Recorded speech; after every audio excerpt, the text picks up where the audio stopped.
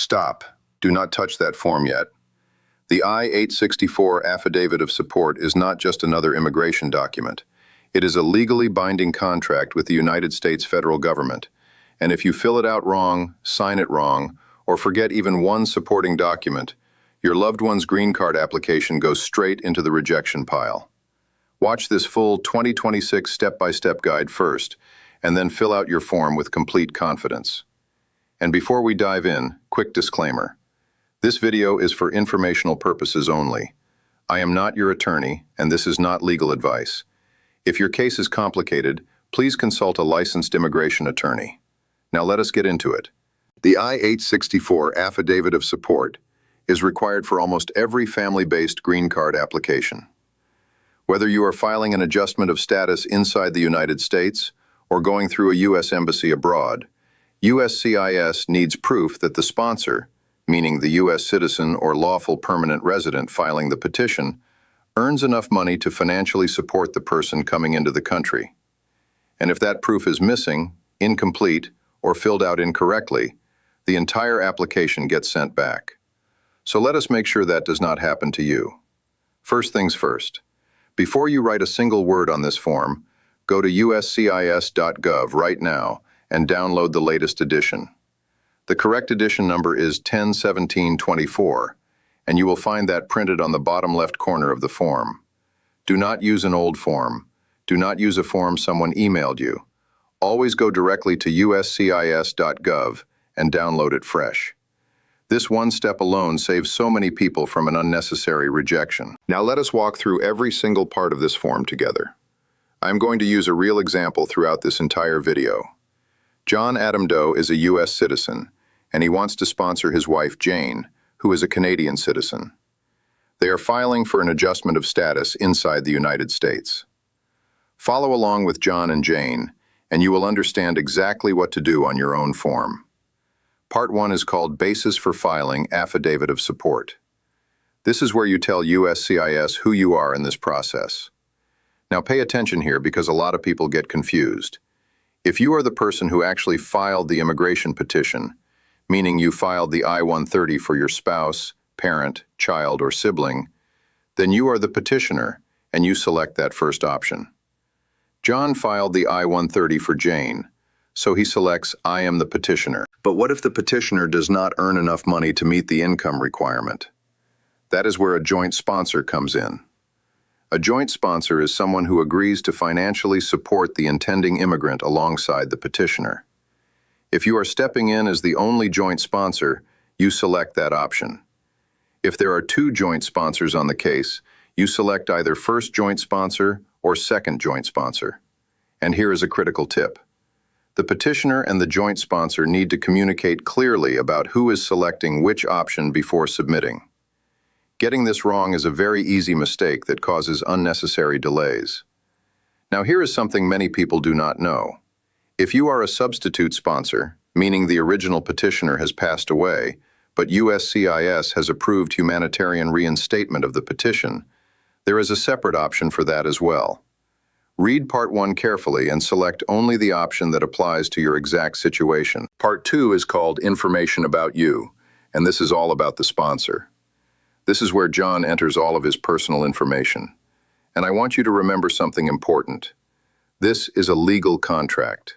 Every single field must be filled out with complete, truthful, and accurate information. If USCIS finds out that anything on this form was misrepresented, the consequences are serious and can affect not just this application, but future immigration applications as well. John will enter his full legal name here. That means first name, middle name, and last name. So many people skip the middle name. Do not do that. This is a legal document, and your full legal name is required. Enter it exactly as it appears on your government-issued ID. Next, John enters his current mailing address. If his mailing address and his physical home address are the same, he checks the box that confirms this, and the system will not ask him to type the same address twice. Easy. If they are different, he fills in both. Now here is a field that trips people up. Country of domicile. This is not asking where you were born, it is asking where you currently live and intend to continue living. For John, the answer is USA. But if you are a U.S. citizen who has been living abroad with your spouse, and you are now returning to the United States to establish your home here, you need to be prepared to prove that intention.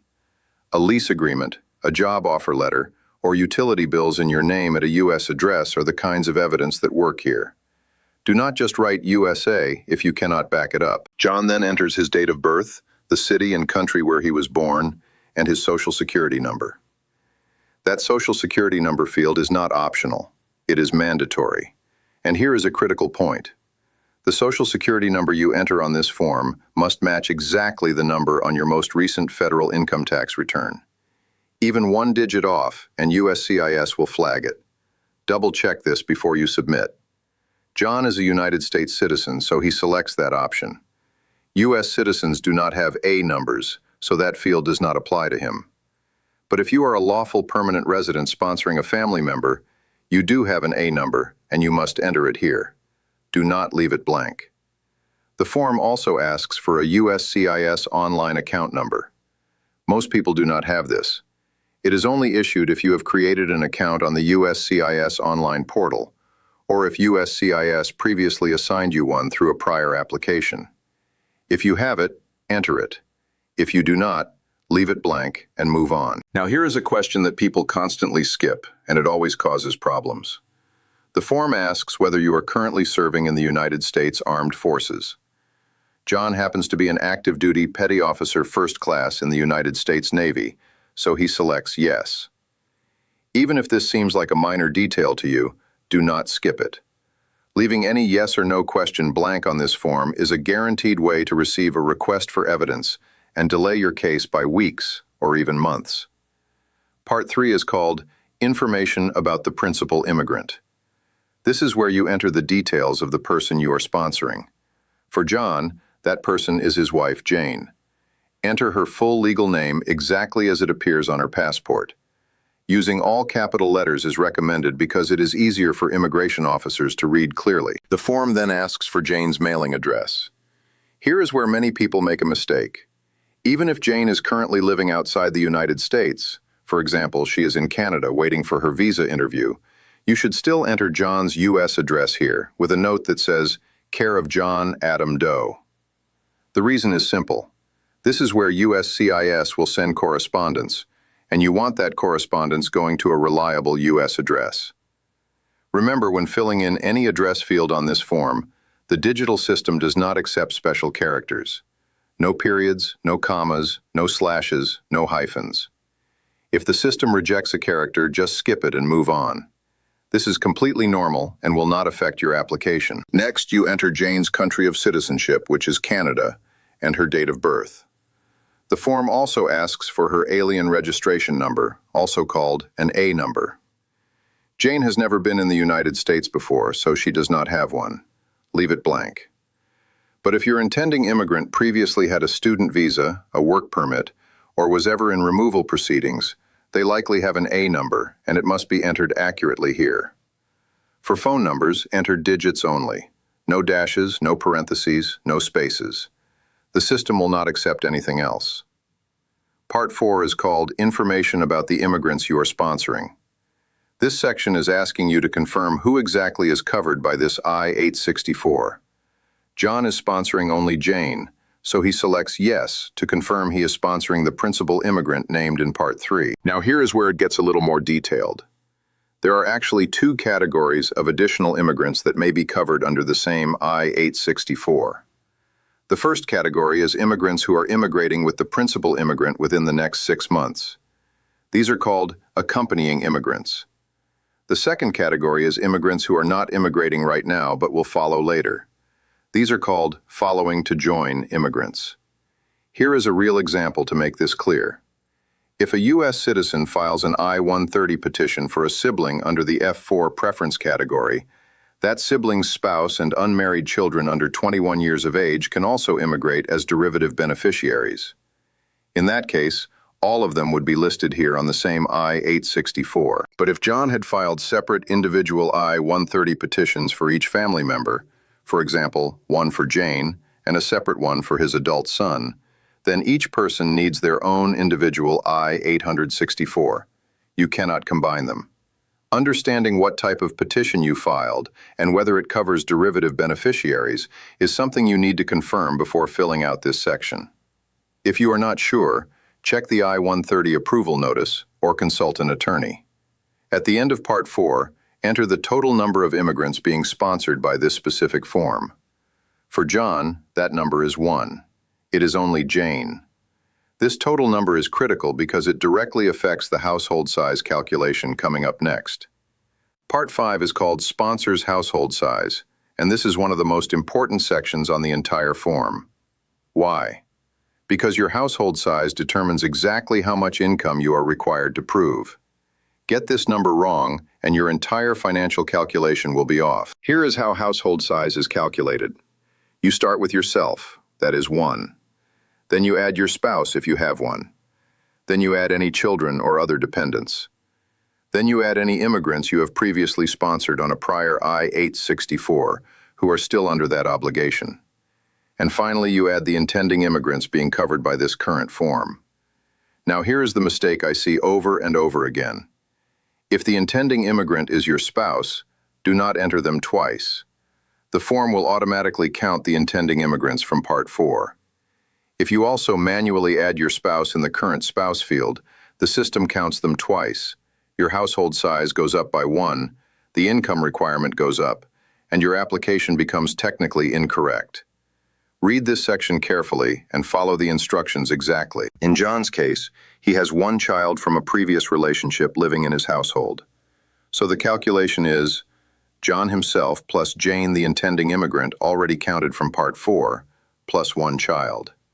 Total household size is 3. So let me ask you right now, do you know your exact household size? Pause this video right now, grab a piece of paper, and count it out using the calculation I just explained. Start with yourself, add your spouse if applicable, add your children and dependents, add any previously sponsored immigrants still under obligation, and finally add the intending immigrants on this current form. I will wait. Got your number? Good. Now keep that number in mind because every single income requirement in this video is based on that exact figure. Now let us talk about the 2026 Federal Poverty Guidelines, because this is where the income requirement comes from. USCIS uses the Health and Human Services Poverty Guidelines, updated effective March 1, 2026, which are published in the I-864P table. As a sponsor, you must demonstrate income of at least 125% of the federal poverty guideline for your household size. For a household of 3 in 2026, the 125% threshold is around $40,000 to $42,000. But do not rely on my number alone. Go directly to uscis.gov/I-864P and verify the exact current figure for your specific household size before you submit. These numbers update every single year, and using last year's guideline is a mistake you do not want to make. Part 6 is called Sponsors' Employment and Income. This is where you prove that you actually earn enough money.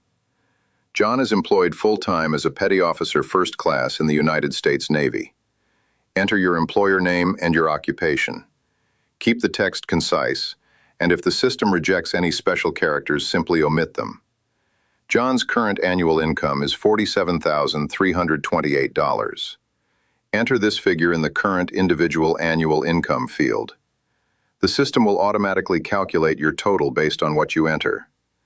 Since John's income alone exceeds the 125% threshold for a household of 3, there is no need to add any other income to this form. But what if your income is not enough? That is when you can add the income of a household member who lives with you. For example, if Jane is living in the U.S. on a TN visa and her income needs to be counted, you can add her income here. But be careful.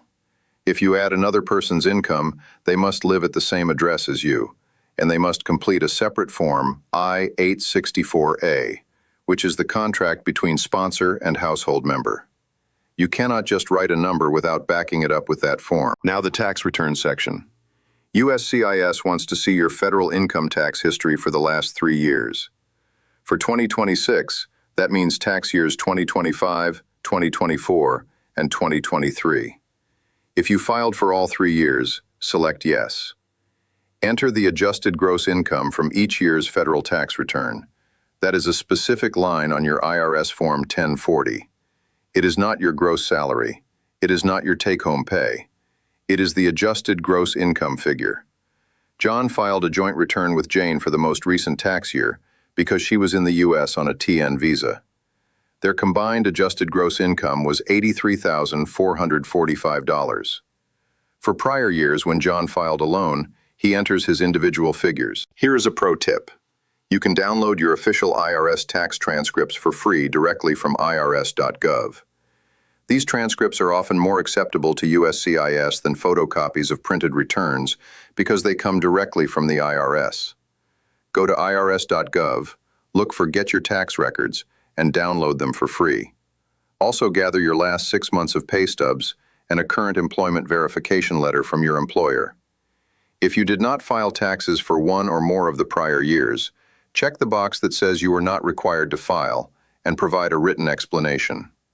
Valid reasons include being a full-time student with no taxable income, not earning above the IRS filing threshold, or being stationed overseas under specific military conditions. Before using any of these explanations, verify the current IRS filing requirements at irs.gov to make sure your reason is legally accurate. Part 7 is called Use of Assets to Supplement Income, and this section is optional. You only need to complete it if your income alone does not meet the 125% poverty guideline threshold. If your income is sufficient, skip this part entirely. But if you do need to use assets, here is how it works. Assets can include savings accounts, stocks, bonds, mutual funds, real estate equity, and other financial holdings. For most sponsorship relationships, the asset value must be worth at least 5 times the difference between your income and the required threshold. For sponsoring a spouse or a child, the multiplier drops to 3 times the shortfall. Every asset you list must be supported by documentation. For real estate, you need a current professional appraisal, your most recent mortgage statement showing your remaining balance, and proof of ownership such as a deed or tax assessment record. For investment accounts, you need recent statements from the brokerage or financial institution. USCIS will not take your word for it. Every single number you write in this section must have a paper trail behind it.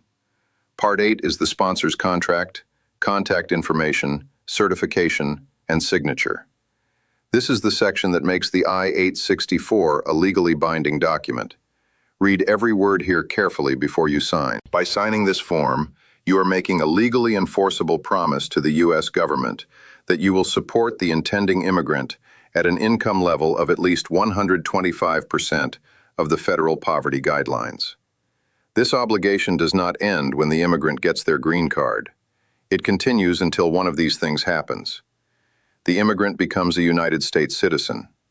The immigrant has worked and paid into Social Security for 40 qualifying quarters, which equals approximately 10 years of work.